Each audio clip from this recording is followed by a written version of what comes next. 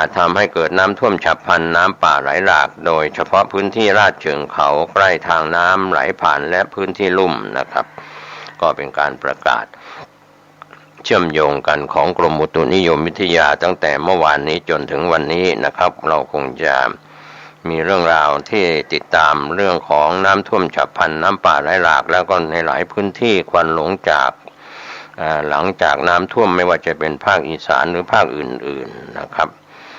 ส่วนเรื่องของภาคธุรกิจเกี่ยวกับห้างสรรพสินค้าก็คืนกำไรให้กับภาคประชาชนแนวหน้าออนไลน์รายงานว่าเซ็นทรัลมูลนิธิเตียงจิราธิวัฒน์มอบถุงยางชีพช่วยบ้านบางระกำรวมพลังดูแลผู้ประสบภัยน้ำท่วม22ตุลาคมกลุ่มเซ็นทรัลภายใต้โครงการเซ็นทรัลธรรมและมูลนิธิเตียงจิราธิวัฒน์นำโดยนางสมกมลจิราธิวัฒน์ผู้อำนวยการอาวุโสกลุ่มเซ็นทรัลนายศิระตันติตรานนท์ผู้จัดการทั่วไปศูนย์การค้าเซ็นทรัลพิษณุโลกพร้อมด้วยทีมงานจากพิษณุโลกมีเซ็นทรัลพัฒนาโรบินสันไทยวัสดุท็อปมาร์เก็ตร่วมกันส่งมอบถุงยางชีพ300ชุดนอกจากนั้นก็มีของอื่นๆให้กับนายภูสิทธิ์สมจิตผู้ว่าราชการจังหวัดพิษณุโลกนางดานิตาสมจิตนายกเหล่ากาชาติจังหวัดพิษณุโลกหัวหน้าสำนักงานปภ.พิษณุโลกและคณะเพื่อนำไปช่วยเหลือบรรเทาความเดือดร้อนแก่พี่น้องประชาชนในเขตอำเภอบางระกำจังหวัดพิษณุโลกที่ได้รับผลกระทบจากสถานการณ์อุทกภัยคณะได้ลงพื้นที่ร่วมกับสำนักงานปภ.พิษณุโลกเพื่อมอบถุงยางชีพและให้กำลังใจกับผู้ประสบภัยชุมชนท่านางงามอำเภอบางระกำจังหวัดพิษณุโลก100ครัวเรือนอาศัยอยู่บริเวณที่ลุ่มต่ำส่งผลให้น้ำไหลเข้าท่วมบ้านเรือนทำให้น้ำท่วมสูงถึงระดับหลังคาบ้านชาวบ้านต้องใช้เรือในการสัญจรไปมาเพื่อเข้าออกหมู่บ้านทางกลุ่มเซ็นทรัลขอส่งกำลังใจให้กับพี่น้องประชาชนในจังหวัดพิษณุโลกและผู้ที่เกี่ยวข้องไม่ว่าจะเป็นจังหวัดพิษณุโลกและจังหวัดใกล้เคียงที่ได้รับผลกระทบจากสถานการณ์อุทกภัยครั้งนี้เราจะผ่านสถานการณ์นี้ไปด้วยกันอย่างดีที่สุดนะครับก็เป็นข้อชี้แจงจากกลุ่มเซ็นทรัลธรรมมูลนิธิเตียงจิราธิวัฒน์โดยการนำของนางสมกมลจิราธิวัฒน์ผู้อำนวยการอาวุโสกลุ่มเซ็นทรัลนายศิระตันติตรานนท์ผู้จัดการทั่วไปศูนย์การค้าเซ็นทรัลพิษณุโลกพร้อมด้วยทีมงานร่วมกันมีเซ็นทรัลพัฒนาโรบินสันไทยวัสดุท็อปมาร์เก็ตเหล่านี้นะครับก็มอบถุงยางชีพ300ชุดก็เป็นสิ่งที่คืนกำไรในการส่วนที่เป็นนักธุรกิจก็ยังไม่ทิ้งประชาชนนะครับก็เป็นข่าวภูมิภาคจากจังหวัดพิษณุโลกที่ทีมข่าวเราได้รายงานกันเข้ามาครับก็ในช่วงนี้เราคนไทยเราก็ไม่ทิ้งคนไทยที่เกิดความทุกข์ยากลำบากในเรื่องของน้ำท่วมหรือเหตุเพศภัยต่างๆก็เป็นเรื่องข่าวทางข่าวการศึกษากันบ้างที่ทีมข่าวได้รายงานกันเข้ามา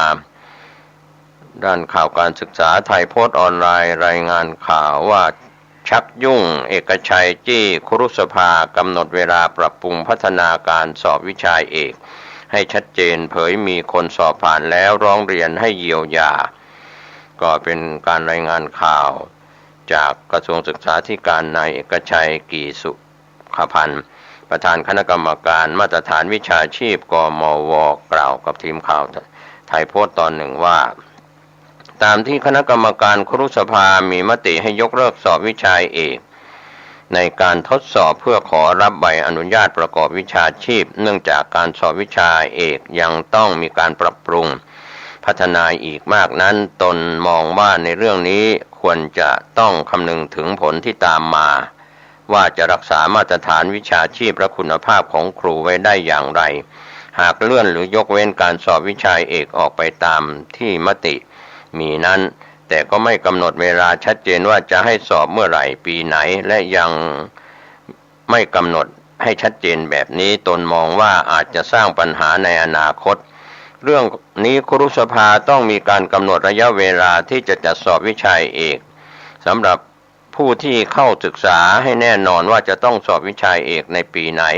เพื่อไม่เป็นการสร้างความสับสนให้กับผู้เรียนหลักสูตรครุศาสตร์ศึกษาศาสตร์เพราะหากปล่อยให้เกิดช่องว่างโดยเฉพาะไม่ทราบว่าปีใดจะต้องสอบวิชาเอกหากไปกำหนดว่าต้องทดสอบวิชาเอกอาจจะมีผู้เรียนตั้งคำถามขึ้นมาว่าทำไมจึงต้องเริ่มสอบวิชาเอกที่รุ่นของตนก็ถูกมองว่ามีความเป็นธรรมหรือไม่เรื่องนี้มติใดๆที่ออกมาจะต้องคำนึงถึงผลกระทบดังกล่าวด้วยจะสร้างปัญหาความไม่เท่าเทียมในสิทธิที่จะได้ใบประกอบวิชาชีพที่เกิดขึ้นหรือหากจะเยียวยาให้ผู้เข้าสอบทุกคนมีสิทธิ์ได้ใบประกอบวิชาชีพก็ยิ่งเป็นการทำลายภาพลักษณ์ของวิชาชีพครูที่ว่าเป็นวิชาชีพชั้นสูงต้องมีความรู้ความสามารถในศาสตร์การสอนศาสตร์ที่เกี่ยวข้องกับความเป็นครูเนื้อหาวิชาเอกที่จะต้องไปทำหน้าที่สอนครุสภาจะต้องมีความชัดเจนว่าผู้ที่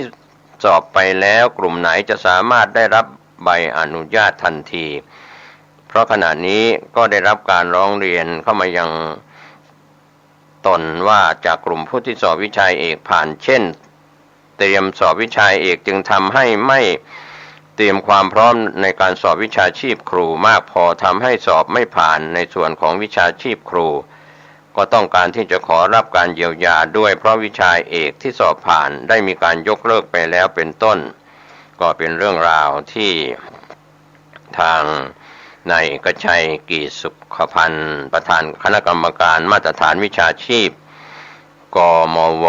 กล่าวกับทีมข่าวไทยโพสต์ออนไลน์นะครับก็เป็นเรื่องของครูบาอาจารย์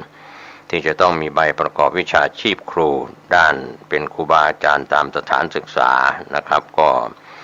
เป็นเรื่องราวข่าวคืบหน้าเราก็จะได้รายงานให้ท่านได้รับรู้รับทราบกันก็มีเรื่องราวที่เกี่ยวข้องกับข่าวธุรกิจช่วงนี้ก็มีข่าวที่เกี่ยวข้องกับข่าวธุรกิจเราได้ติดตามการรายงานข่าวจากพี่น้องสื่อไทยสื่อเทศกรุงเทพธุรกิจออนไลน์รายงานข่าวเศรษฐกิจหรือธุรกิจว่า GC ครองอันดับหนึ่ง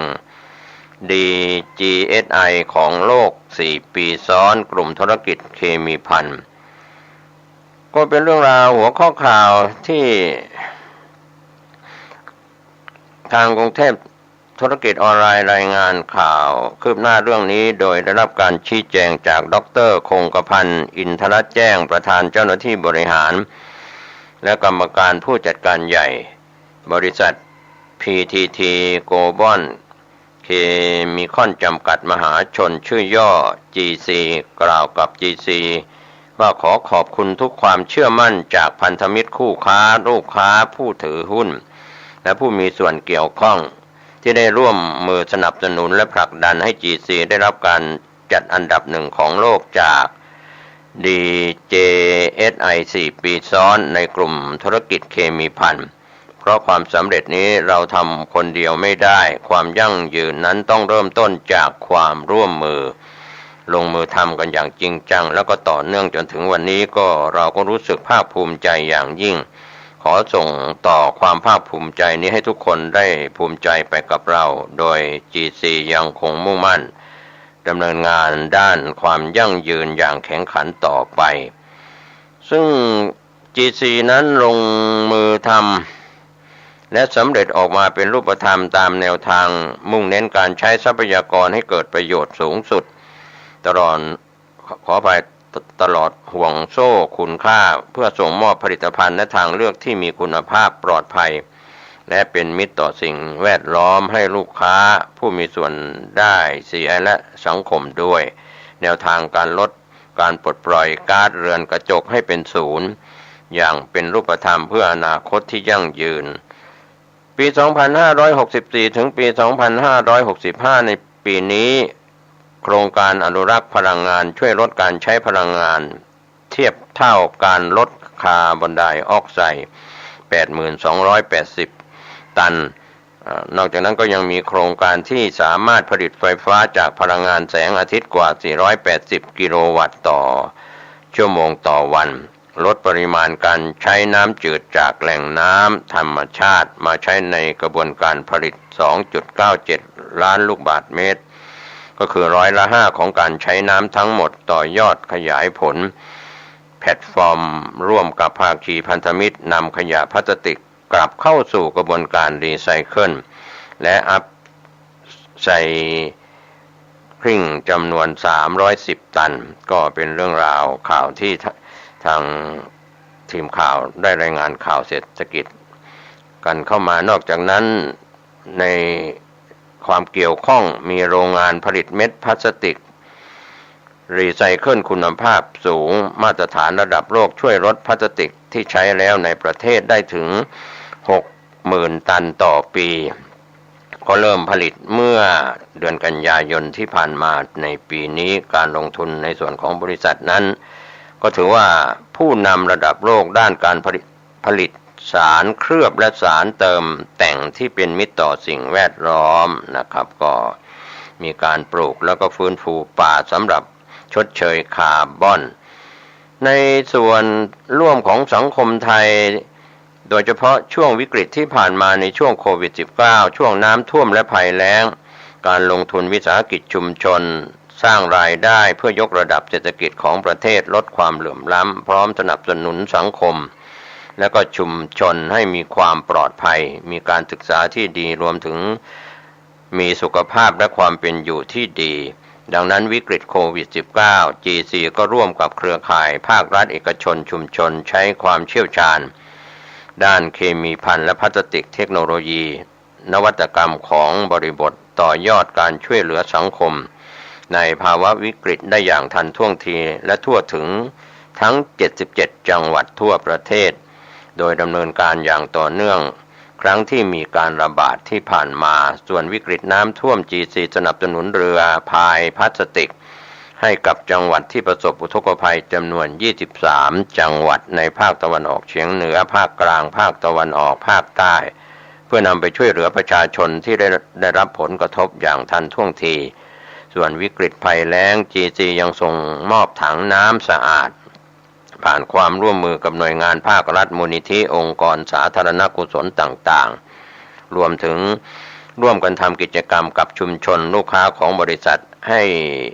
ในพื้นที่ประสบภัยแล้งในจังหวัดต่างๆทั่วประเทศด้วยส่วนวิกฤตฝุ่น PM 2.5 ถึงในเรื่องของฝุ่น PM 2.5 ที่ผ่านมา GM ก็ร่วมกับมูลนิธิราชประชานุเคราะห์ในพระบรมราชูปถัมภ์สนับสนุนเครื่องบำบัดอากาศที่มีมลพิษและก็ฝุ่นขนาดเล็ก PM 2.5 จำนวน4รุ่น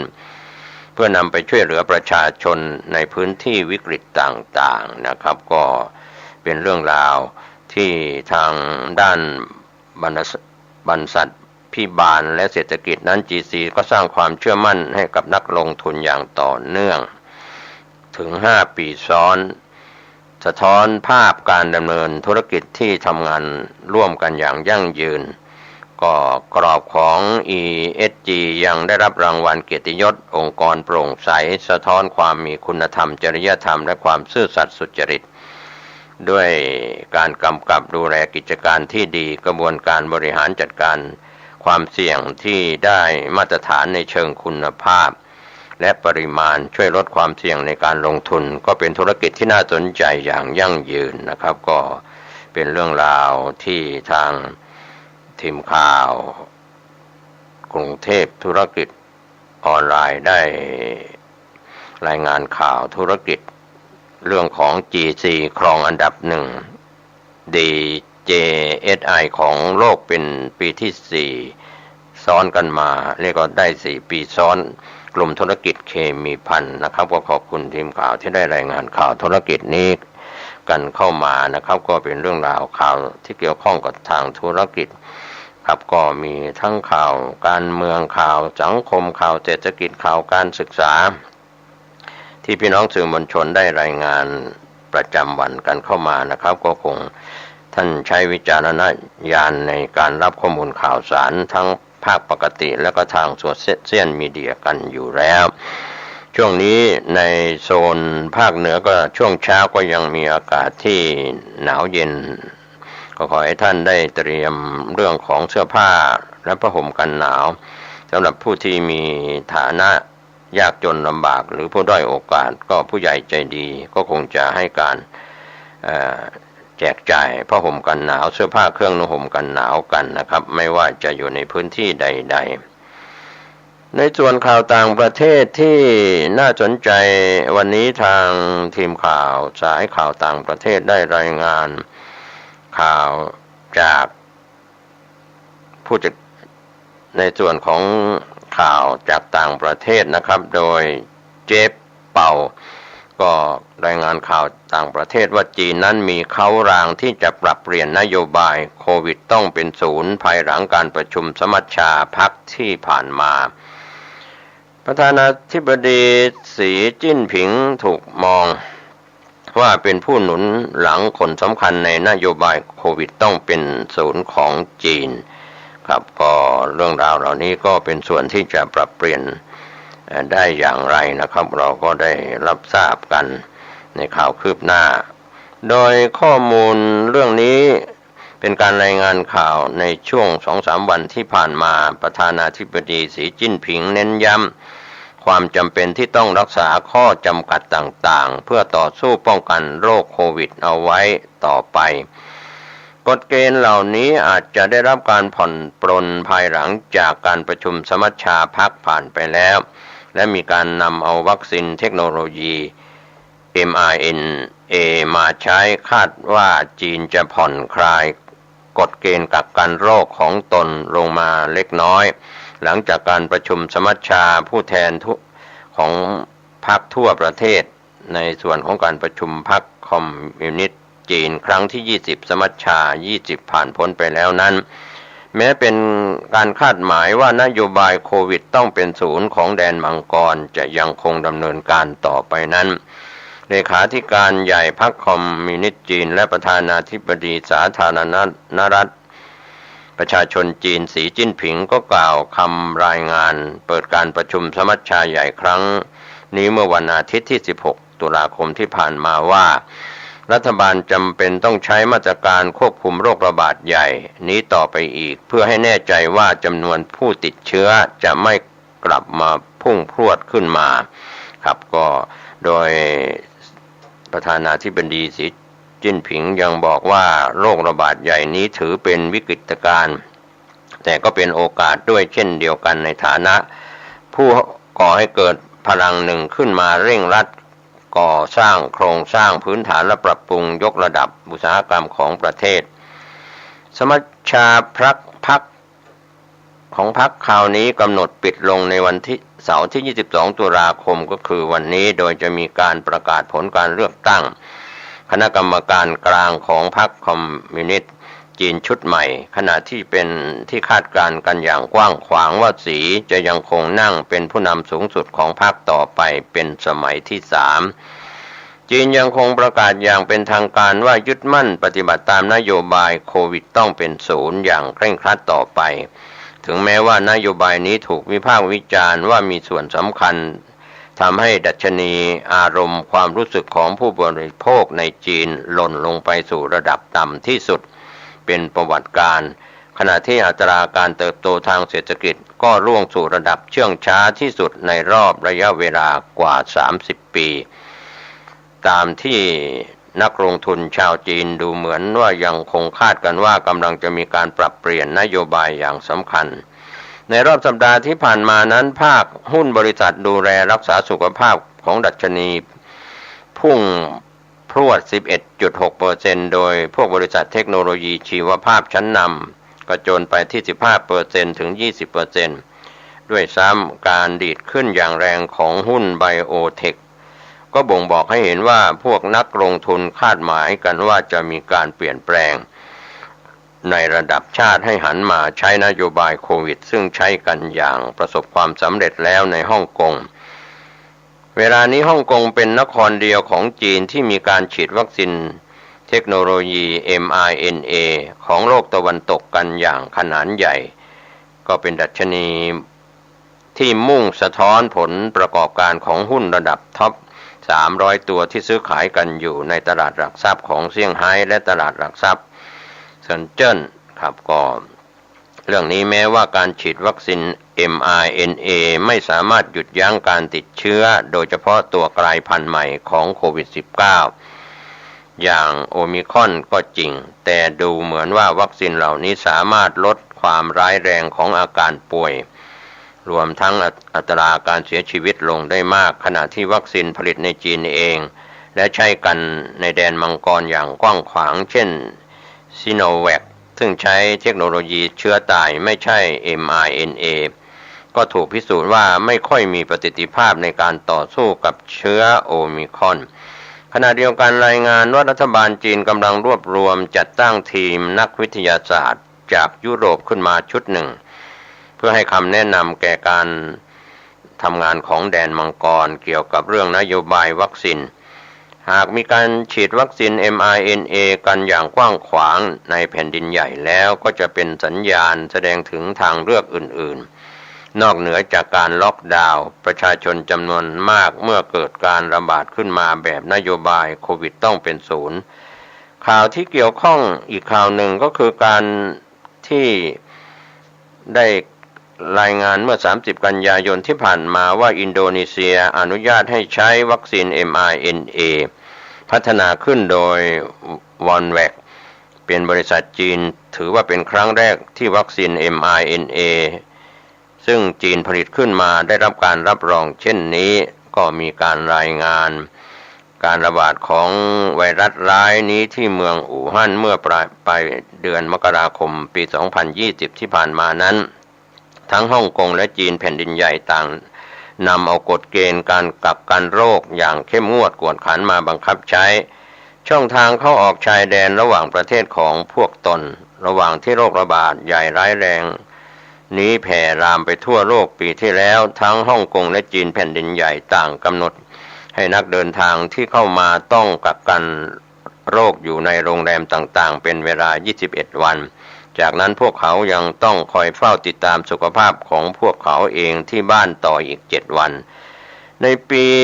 2022 นี้ฮ่องกงได้ค่อยๆลดระยะเวลากักกันโรคสำหรับนักเดินทางระหว่างประเทศลงมา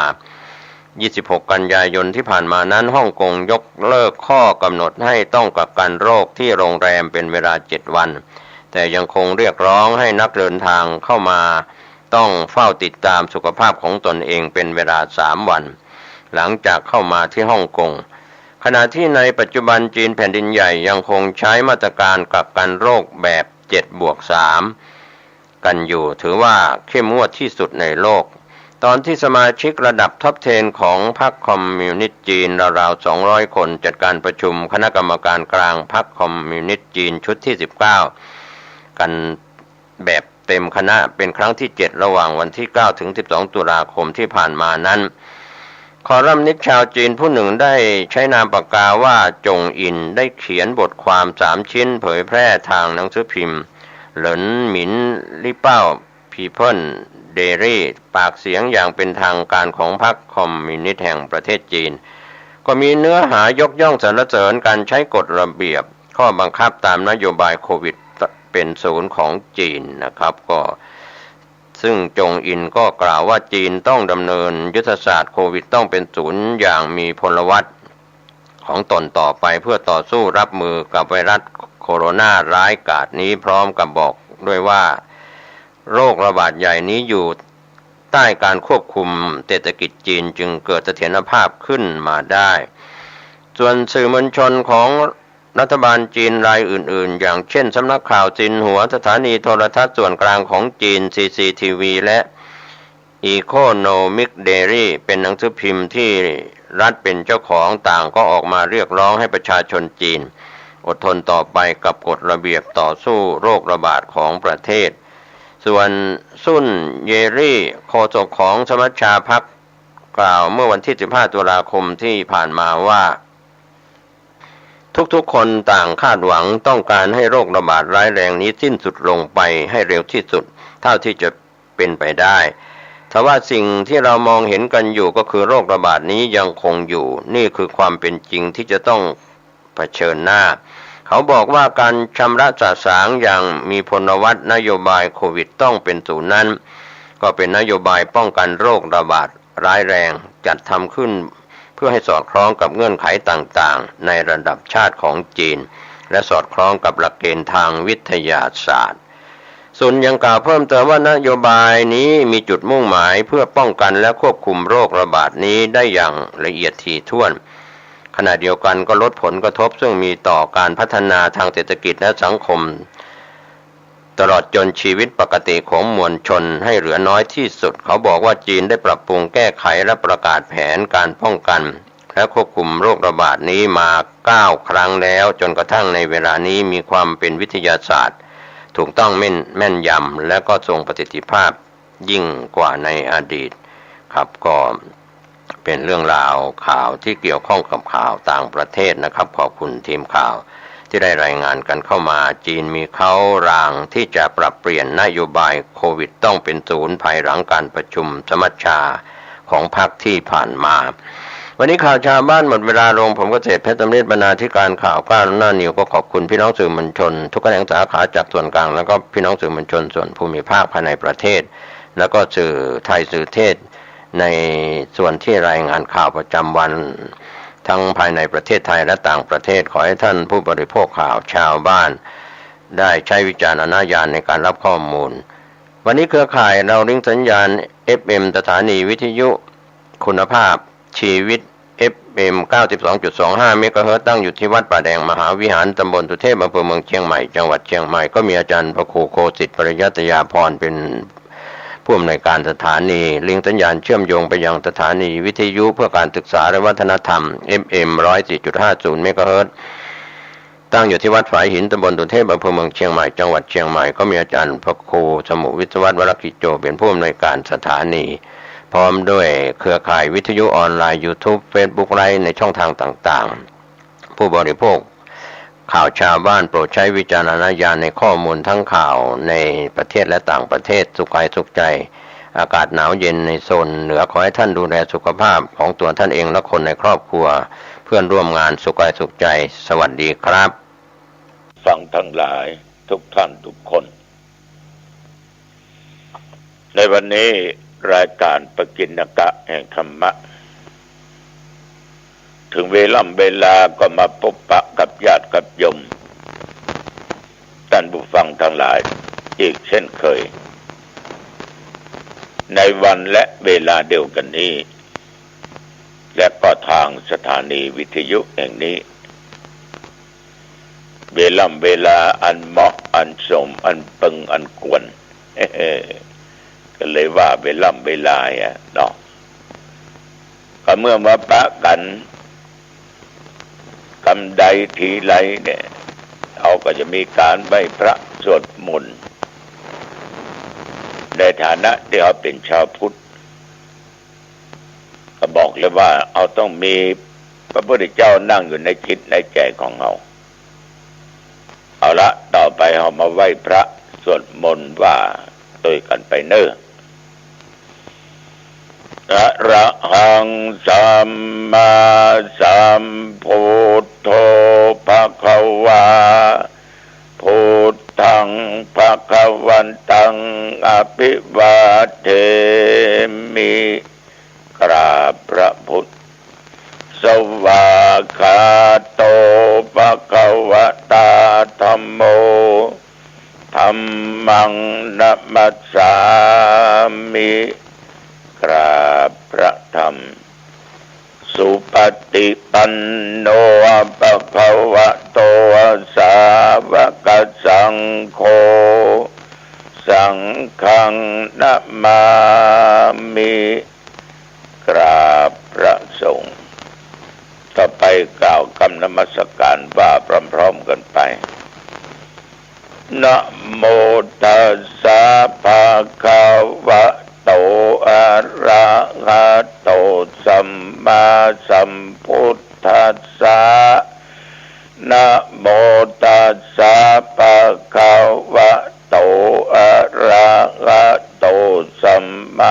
สัมพุทธัสสะ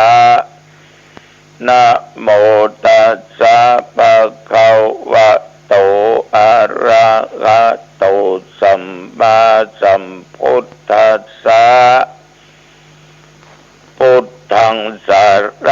ณังคัจฉามิธัมมังสรณังคัจฉามิสังฆังสรณังคัจฉามิตุติยัมปิพุทธังสรณังคัจฉามิตุติยัมปิธัมมังสรณังคัจฉามิตุติยัมปิสังฆังสรณังคัจฉามิตติยัมปิพุทธังสรณังคัจฉามิตติยัมปิธัมมังสรณังคัจฉามิตติยัมปิสังฆังสรณังคัจฉามิกรมอุตุประกาศว่าตั้งแต่เมื่อตะวันวามาจนถึงปัจจุบันประเดี๋ยวนี้เที่ยวบริเวณวัดหนองตองใกล้เคียงวัดหนองตองก็ต้องกลัวฝนตกมันจะไม่มีฝนตกอบตกแม้แต่หยดเดียวธรรมชาติตะวันได้ก็ท้องฟ้าเป่งลึกเป่งดึงแล้วก็ตะวันเช่นเดียวกันได้มีโอกาสนำเทปบันทึกเสียงธรรมะไปฝากตามสถานีวิทยุ2-3 สถานีทุกกันระหว่างเดินทางไปนั้นญาติโยมฟ้าฝนนั้นก็เหมือนเดียวกันหมดบ่มีฝนตกบ่มืดครึ้มนะก็เรียกว่าอากาศพอดี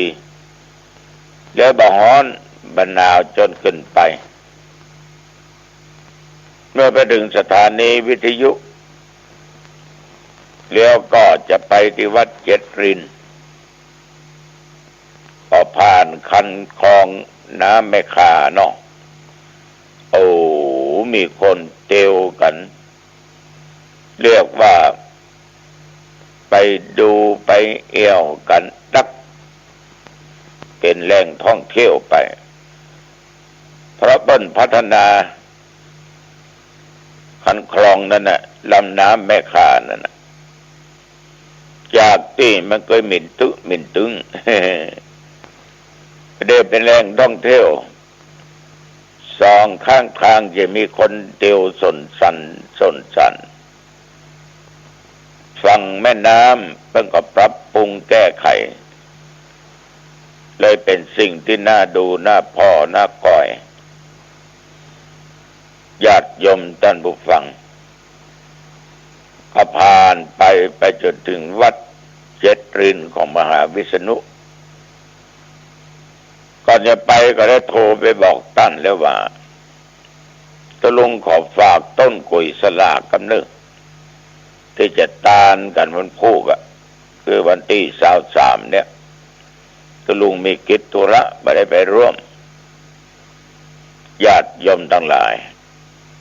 ก็เลยเอาปัจจัยวัตถุทายทานไปฝากท่านตานในวันพรุ่งนี้ตัวท่านมหาก็บอกว่าหลวงปู่ครับผมก็ไม่ได้ไปเหมือนกันจะพาญาติพาโยมเนี่ยไปทอดกฐินทั้งภาคใต้จังหวัดทั้งภาคใต้ศรัทธาญาติโยมจะไปตัวก็ประมาณ70 คน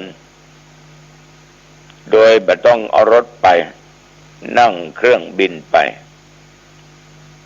โอ้ดีใจกับท่านมหานักดื้อที่จะพาญาติโยมเป็นกัลยาณมิตรกัลยาณธรรมผู้ใจบุญใจกุศลเหินฟ้า ไปทอดผ้ากฐินก็คงได้บุญนักได้บุญหลายก็ขอให้โชคดี มีใจตึงไปตึงกลับต่อจากนั้นก็ไปฝากสถานีวิทยุอีก2 สถานีแล้วก็กลับระหว่างเดินทางกลับนั่นญาติโยมมองดูไปข้างทางแล้วก็บรรยากาศอาตมามันนึกถึงยุคตะก่อนกับยุคปัจจุบันมันก็ผิดกันแต่ก่อนนี้ถนนสายเชียงใหม่ไปห่างดงพดสันปะตองเนี่ยมันจะมีบ้านมีจ้องก็เป็นตี้เนาะนอกนั้นจะเป็นกลางต้งกลางนาประเดี๋ยวนี้ต้งนาพอแล้วก็มาหาละข้างต่างเป็นตึกรามบ้านจ้องเป็นร้านค้าเป็นที่อยู่อาศัยของศรัทธาญาติโยมแสดงว่าในด้านวัตถุนั่นน่ะมันเจริญแบบที่ว่าไล่มันบัตันนะ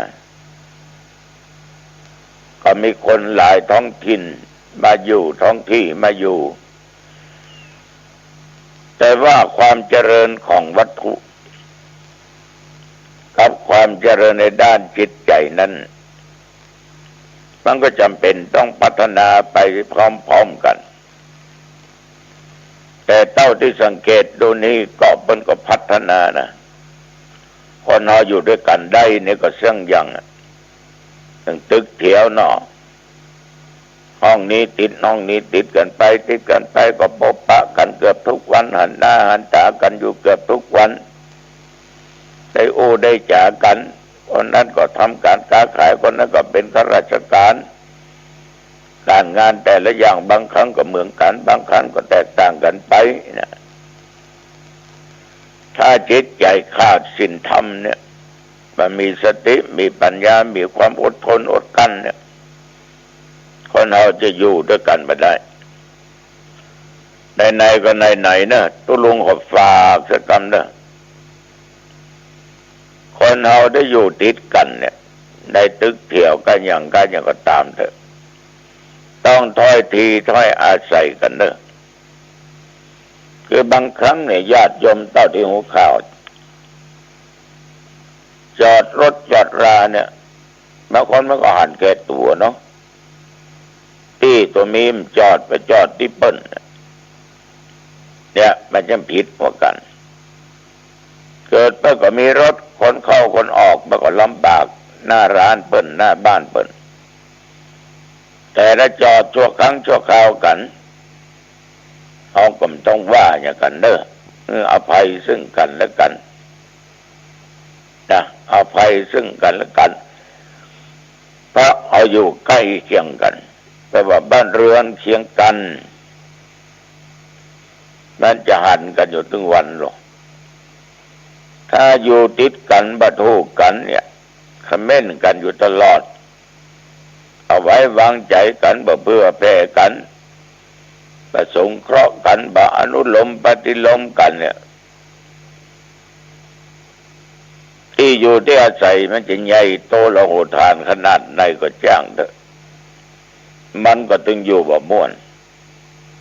ที่บ่ม่วนไปได้อยู่กับตึกกับบ้านเพราะคนต่างหากที่สร้างให้มันบ่เข้ากันมันเลยบ่ม่วน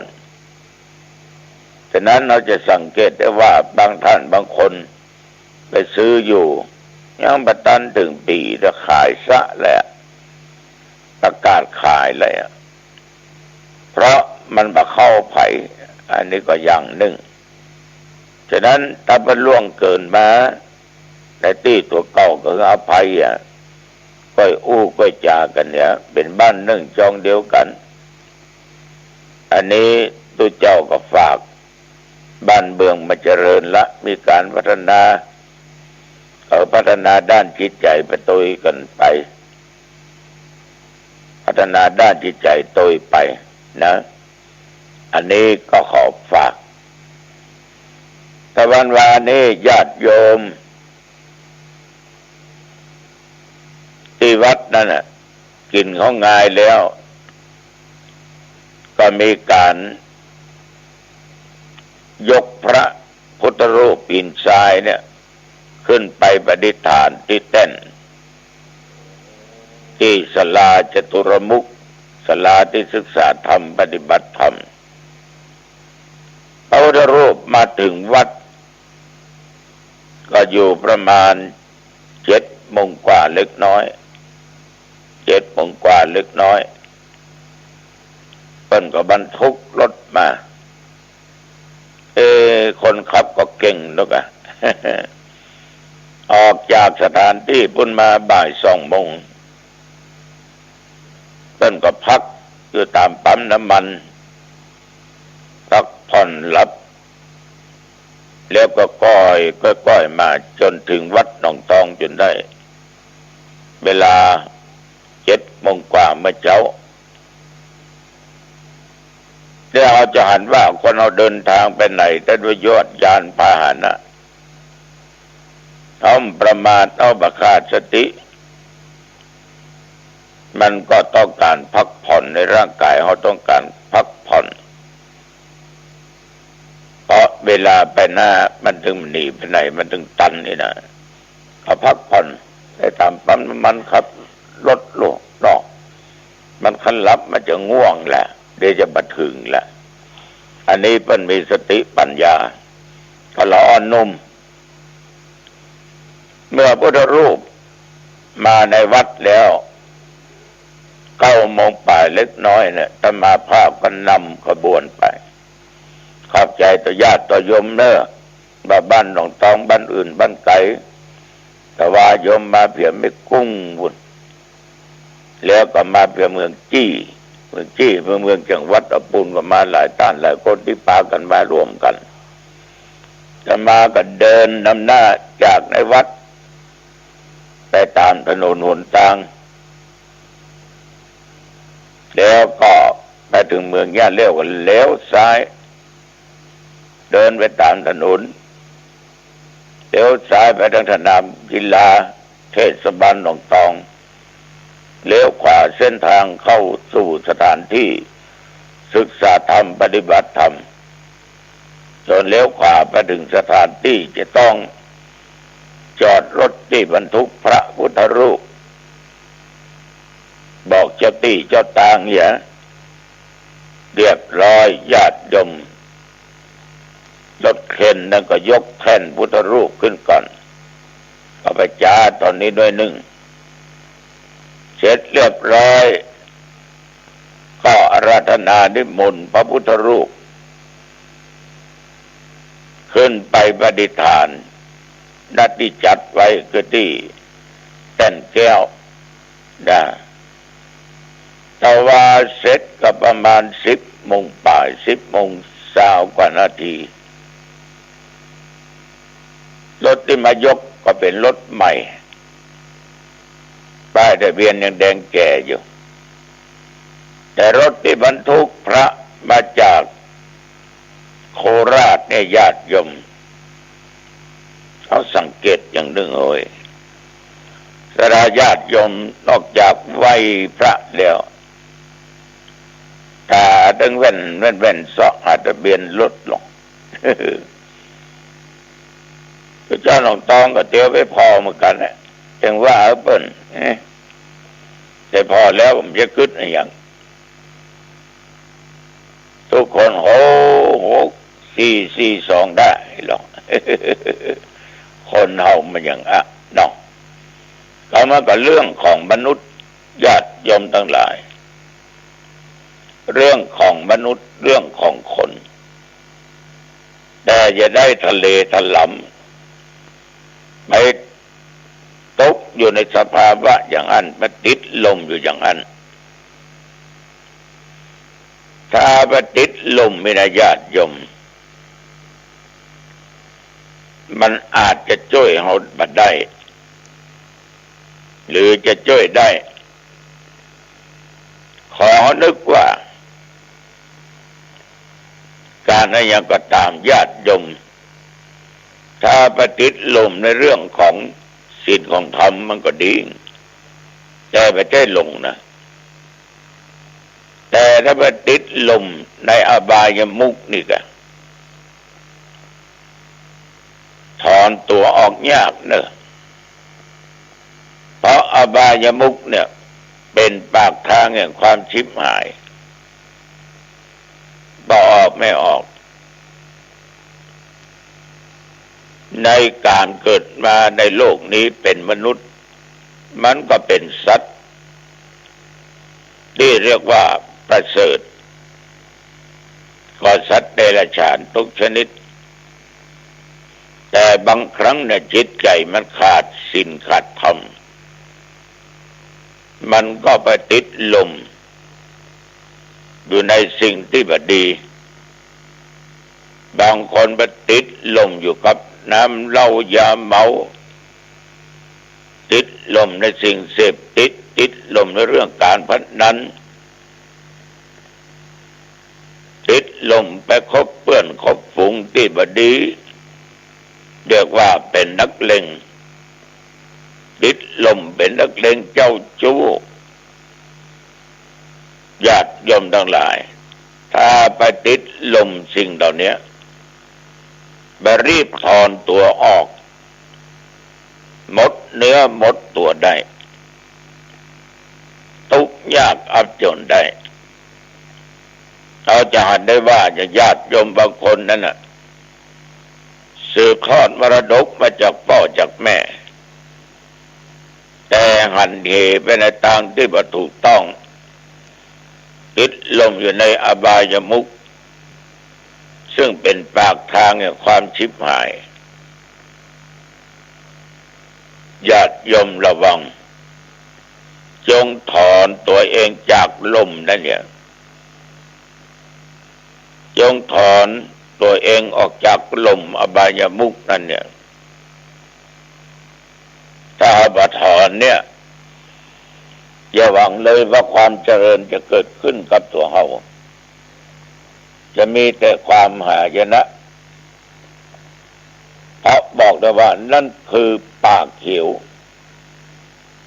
ปากทางแห่งความชิบหายพี่น้องสาธุชนญาติโยมอันนี้ก็ขอฝากไว้แต่เมื่อยกพระขึ้นไปประดิษฐานตะวาเนี่ยฐานพระเป็นดอกบัวเป็นแกะสลักหินเป็นดอกบัวก็เอาพุทธรูปเนี่ยลงหลุมที่เป็นแกะไว้เหมาะเจาะจับกับองค์พระแต่วานี้ต้องขอบใจต่อญาติต่อโยมถึงโยมไม่ยิงโยมประจายทุกคนนั้นมีความสมัครสมานสามัคคีกันออกความคิดช่วยกันออกกำลังกายช่วยกันญาติโยมทุกคนนั้นได้ช่วยกันนำพระปฏิฐานไว้อย่างถูกต้องและเรียบร้อยแต่วันนี้ทางเจ้าภาพเปิ้นก็เลี้ยงขนมเส้นลงตัวลุงก็ฉันไป1 ถ้วยดุอย่ามาอวดเปิ้นตะก็ฉันไป1 ถ้วยแล้วก็ได้มอบ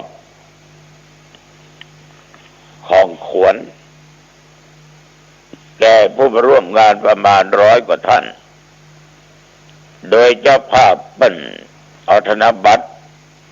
ใบสาวใหม่เซ็งนะ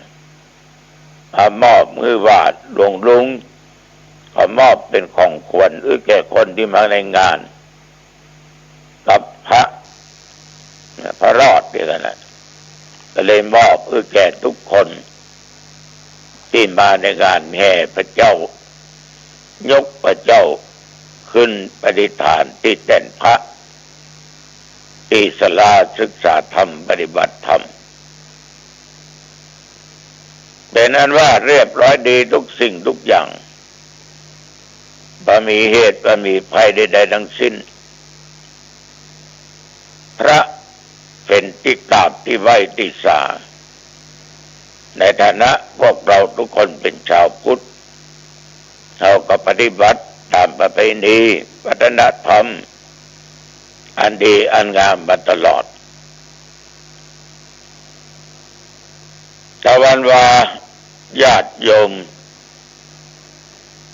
ก็ได้มีโยมเข้ามาหามานั่งอู้นั่งจา